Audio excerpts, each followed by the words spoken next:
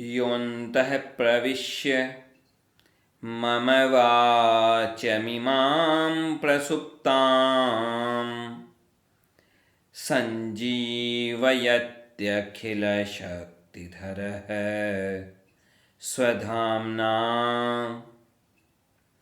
अन्याश्च हस्तचरण श्रवणत्वगादीन् प्राणान्नमो भगवते पुरुषाय तुभ्यम्। श्रीवीरराघवदयार्द्रकृपावतारम् श्रीजानकीश पदपद्मपरागभृङ्गम् श्रीधरार्य चरणाम्बुजलग्नमौलिं श्रीदेशिकार्य घनश्यामगुरुं नमामः।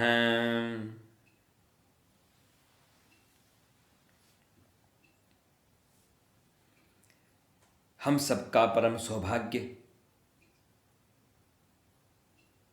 कि हम आज चिंतन कर पा रहे हैं इस गुरु पूर्णिमा के पर्व पर कुछ अपने कर्तव्यों के बारे में।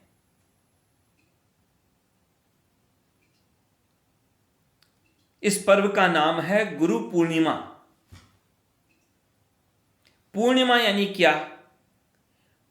पूर्णिमा यानी पूर्णता, संपूर्णता, परिपूर्णता। कोई अधूरापन न हो हमारे जीवन में। हमारा जीवन परिपूर्ण हो अपने वास्तविक लक्ष्य के द्वारा।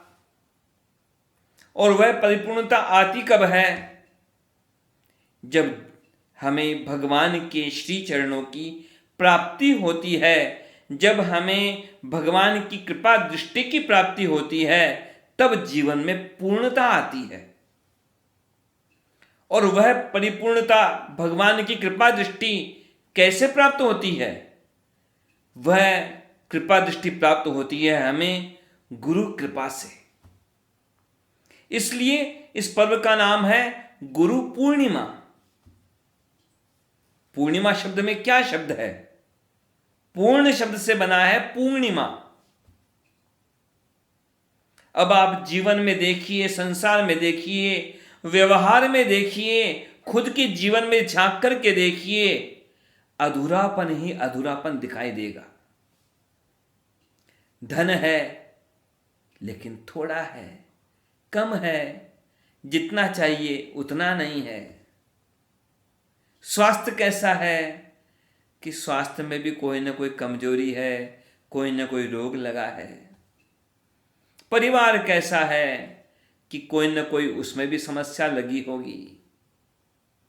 व्यापार कैसा है, वहां भी कोई ना कोई कमी होगी।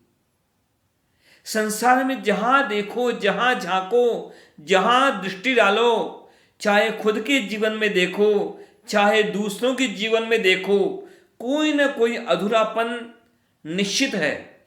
बल्कि और गहराई से देखें तो हर बात में ही अधूरापन है।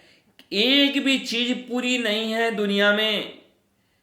हर चीज अधूरी अधूरी अधूरी है। संतों ने कहा इसलिए कि संसार में सब दुखी हैं। क्यों दुखी हैं? क्योंकि अधूरे हैं, अपूर्ण हैं। कोई तन दुखी, कोई मन दुखी, कोई शरीर से दुखी है, कोई धन की कमी से दुखी है, कोई धन बहुत कमा करके भी और ज्यादा पाने के दुख में दुखी है, कोई तन दुखी, कोई मन दुखी, कोई धन बिन रहे उदास, कोई धन की वास्तव में कमी है इसलिए दुखी है। कि दाल रोटी की व्यवस्था कहां से हो। कोई सुखी दिखाई भी देता है तो थोड़ा बहुत सुखी है, पर पूरा सुखी नहीं है। कोई ना कोई दुख, कोई ना कोई दुख, कोई ना कोई समस्या जरूर लगी है। थोड़े थोड़े सब दुखी। किसी ने कहा भाई कोई तो सुखी होगा, सब दुखी हैं क्या? संत ने कहा देखो भाई, सब ही दुखी हैं, कोई सुखी है तो कौन है? कि सुखी है तो वही है जो राम जी का दास है, तो वही सुखी मिले तो मिले, बाकी संसार में कोई सुखी नहीं। कोई तन दुखी, कोई मन दुखी, कोई धन बिन रहे उदास, थोड़े थोड़े सब दुखी, सुखी राम के दास। जो राम जी के दास हैं वो ही सुखी हैं, पर राम जी के दास है कहां दुनिया में? कोई धन का दास है कि कितना ज्यादा धन इकट्ठा कर लूं, पेट भर गया तो पेटियां भर लूं। लोग ऐसे ही धन के पीछे पागल हो रहे हैं, या फिर कोई बड़ा पद चाहते हैं, पद के लिए दुखी हैं, या नाम कितना कमा लूं, नाम के लिए, प्रसिद्धि के लिए दुखी हैं। ये सारी कामनाएं दुखी कर रही हैं संसार में। ये इच्छाएं, ये कामनाएं, और ये इच्छाएं कामनाएं क्यों हैं? क्योंकि अपूर्ण हैं। इस संसार में पूर्णता नहीं है। पूर्णता केवल भगवान में है। संसार में हर चीज अधूरी है। जैसे धन की बात कर लो, सारे संसार का धन किसी एक व्यक्ति को मिल जाए तो भी वह संतुष्ट नहीं होने वाला। एक दिन दो दिन संतुष्ट होगा, फिर सोचेगा और क्या कर लूं, और क्या इकट्ठा कर लूं। अब सारे संसार का धन एक व्यक्ति को नहीं मिल सकता, लेकिन फिर भी मिल जाए तो भी वह संतुष्ट नहीं होने वाला। यह संसार की स्थिति है। संसार में कितना भी मिल जाए, कुछ ना कुछ कमी बनी ही रहेगी। यह अधूरापन मिटे, इच्छाएं मिटे, तब आती है परिपूर्णता। यह गुरु पूर्णिमा हमें इसी बात को तो सिखा रही है कि देखो, परिपूर्णता आएगी भगवान के श्री चरणों की प्राप्ति से, और भगवान के श्री चरणों की प्राप्ति होगी गुरु कृपा से। इस बात को हम समझेंगे तब हमारा जीवन होगा सार्थक, तब होगी परिपूर्णता हमारे जीवन में। पढ़ा था कहीं, बड़ी सुंदर बात लगी कि मृत्यु में और मुक्ति में क्या अंतर है। मुक्ति में और मृत्यु में क्या अंतर है? तो एक हिसाब से तो बहुत बड़ा अंतर है, पर शब्दों के द्वारा देखा जाए तो एक छोटा सा अंतर है। शरीर मर जाए, शरीर नष्ट हो जाए और इच्छाएं जिंदा रहें। शरीर नष्ट हो जाए लेकिन इच्छाएं बची रहें, तो यह मृत्यु है। और शरीर बचा रहे लेकिन इच्छाएं नष्ट हो जाएं, तो यह मोक्ष है, यह मुक्ति है। और इसी बात की आवश्यकता है हमें कि सामान्य आवश्यकताएं पूरी तो होती रहेंगी, हो जाएंगी। खाने के लिए रोटी मिल जाए, रहने के लिए मकान मिल जाए, पहनने के लिए कपड़े मिल जाएं, लेकिन और ज़्यादा सामर्थ्य हो तो क्यों हो, किसी ज़रूरतमंद की सहायता करने के लिए हो, भगवान की सेवा करने के लिए हो, गुरुजनों की सेवा करने के लिए हो, भक्तजनों की सेवा करने के लिए हो, हमारा सारा सामर्थ्य। लेकिन कोई संसार की चीजों को इकट्ठा करने के पीछे ही दौड़ रहा हो, तो फिर यह सब समस्या है, यह सब रोग है। यह मुक्ति नहीं है, यह मोक्ष नहीं है, यह तो जीवन को नष्ट करने की स्थिति है। जब तक यह स्थिति हमारे जीवन से न निकलेगी कि हम इस अंधी दौड़ से बाहर न निकलें, जब हम इस अंधी दौड़ से बाहर निकलेंगे, संसार में नाम की दौड़, धन की दौड़, इस दौड़ से हम बाहर निकलेंगे, तब हमारा जीवन सार्थक होगा, परिपूर्ण होगा, सफल होगा। और नहीं तो भाई पुनरपि जननम पुनरपि मरणम पुनरपि जननी जठरे शयनम। कबीरदास जी ने बड़ी सुंदर बात कही। कटु शब्द है लेकिन बड़े सत्य हैं। अब दवाई तो कड़वी ही होती है, ज़्यादा मीठा खा के तो रोग ही पैदा होते हैं, शुगर हो जाती है, और कड़वी दवाई रोगों से मुक्त करती है। कबीरदास ने एक दोहा कहा कि क्या स्थिति है संसार में। माया मरी न मन मरा, मर मर गया शरीर। कबीरदास जी कहते हैं कि कैसी विडंबना है संसार की। न तो माया मर रही है, न ये मन मरा। ये मन भी नई नई इच्छाएं उत्पन्न करता है। माया नहीं मरी, मन भी नहीं मरा। माया मरी न मन मरा, मर मर गया शरीर। ये शरीर ही मरता रहता है, बार बार, बार बार जन्म, बार बार मरण। आशा तृष्णा ना मरी, कहे गए दास कबीर। और ये आशा, इससे कुछ मिलेगा, उससे कुछ मिलेगा, ये इकट्ठा कर लूं, वो प्राप्त कर लूं, यह तृष्णा नहीं मिटी, यह आशा नहीं मिटी। ऐसी विडंबना हो तो परिपूर्णता कहाँ है जीवन में।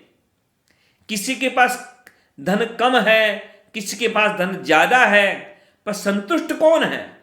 संतुष्ट कोई नहीं है। ऐसी तो विडंबना है। श्रीमद् भागवत के एकादश स्कंद में स्वयं भगवान श्री कृष्ण अपने श्रीमुख से उपदेश करते हैं, उद्धव जी को बताते हैं। उद्धव जी ने पूछा था प्रश्न कि दरिद्र कौन है, तो भगवान ने क्या कहा? भगवान ने क्या कहा? भगवान ने दरिद्र की परिभाषा क्या बताई?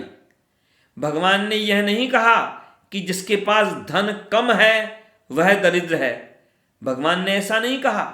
भगवान ने क्या कहा? दरिद्र कौन, गरीब कौन? भगवान ने कहा दरिद्रो यस्तु संतुष्ट है।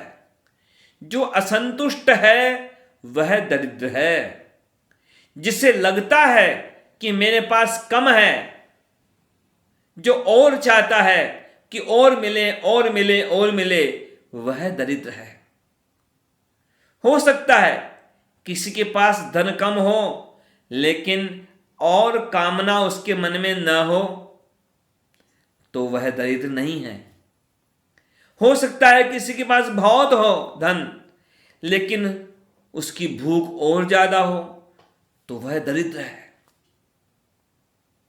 तो ये संसार की भूख मिटे, संसार की इच्छाएं मिटे, हमारा मन सामर्थ्य तो बढ़ाए लेकिन कामनाएं न बढ़ाए, भगवान की श्री चरणों में मन लगाए। हमारे मन में भूख हो तो ये हो भगवान के दर्शन की भूख हो, भगवान के दर्शन की प्यास हो, तब यह परिपूर्णता आती है। और तब यह परिपूर्णता आकर के ये गुरु पूर्णिमा जैसे उत्सव सार्थक होते हैं, सफल होते हैं।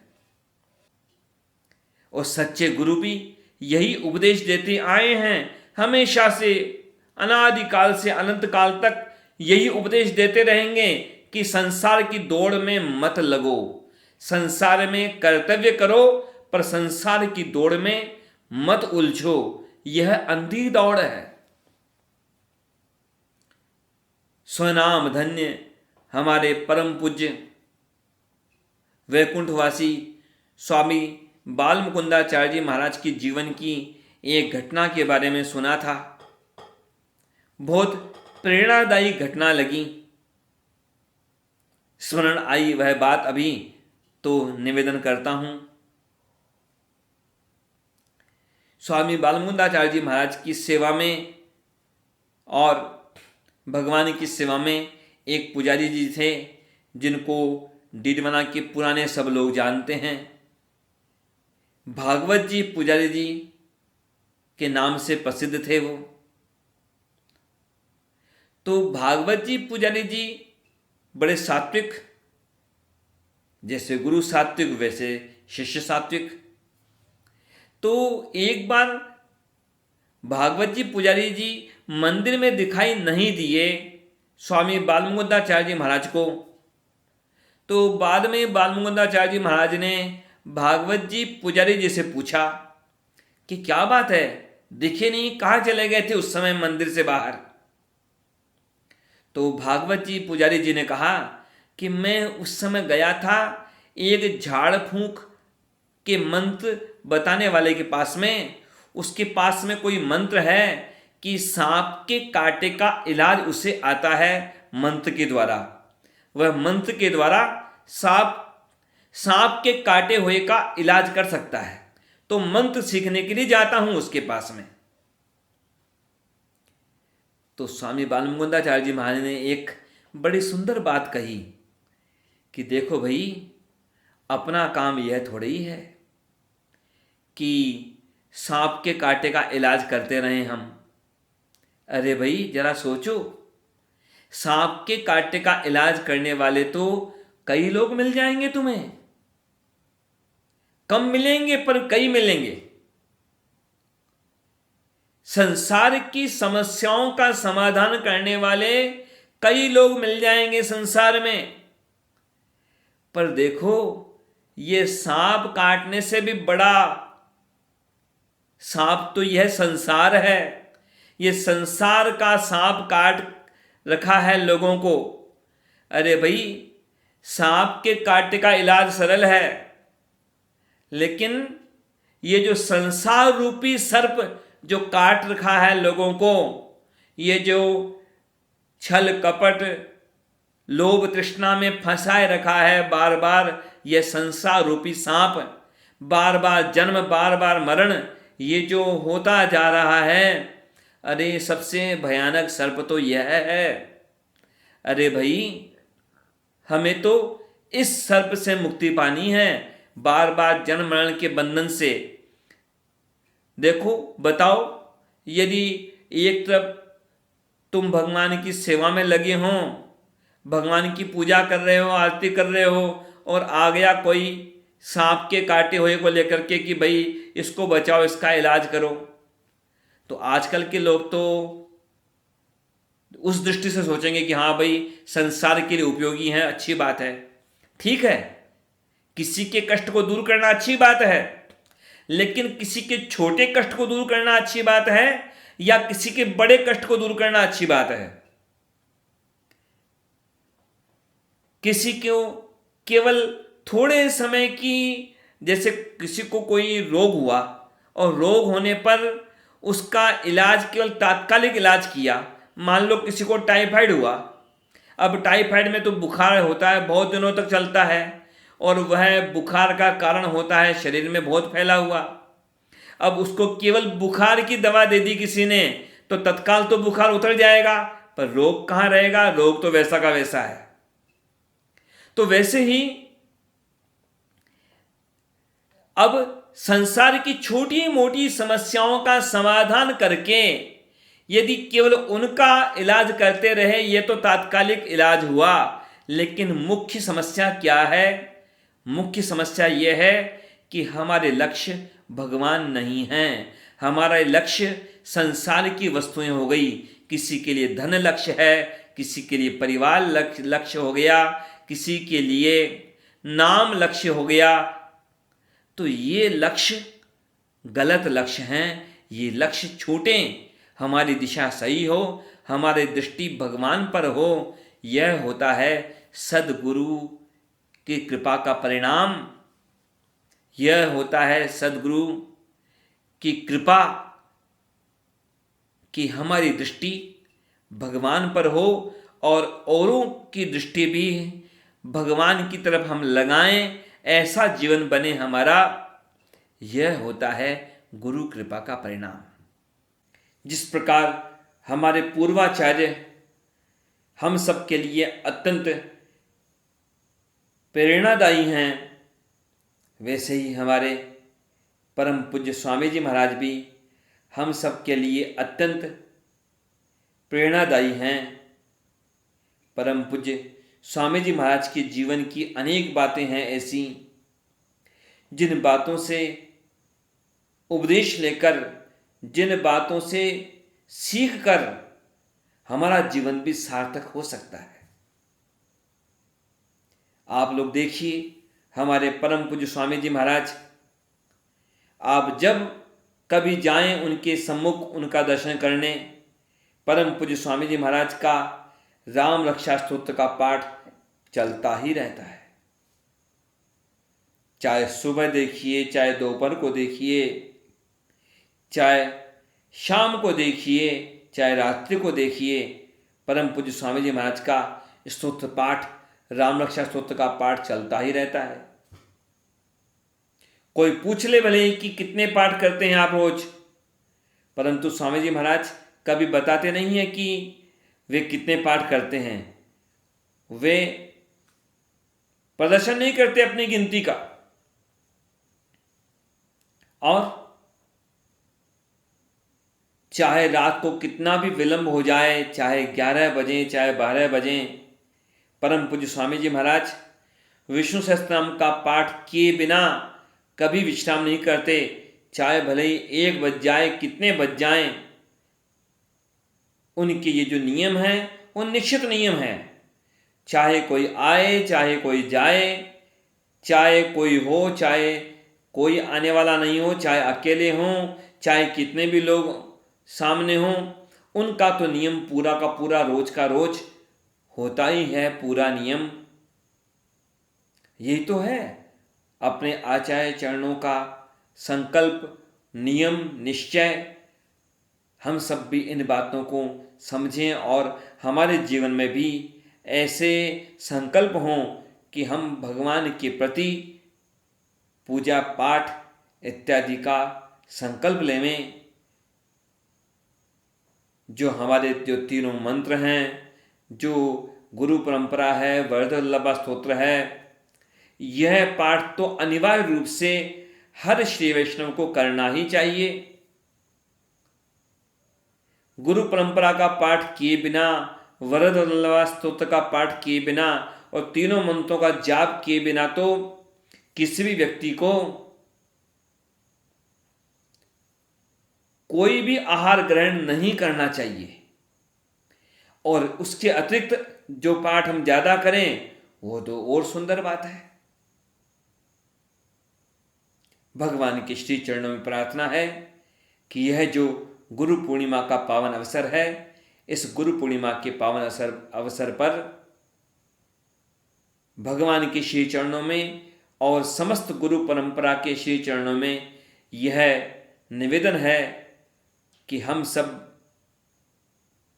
भगवान के श्री चरणों में अपने मन को लगाएं और आचार्य परंपरा के उपदेश के अनुसार अपने जीवन को बनाएं और भगवान की और गुरुजनों की कृपा को प्राप्त करें। जय श्रीमन नारायण।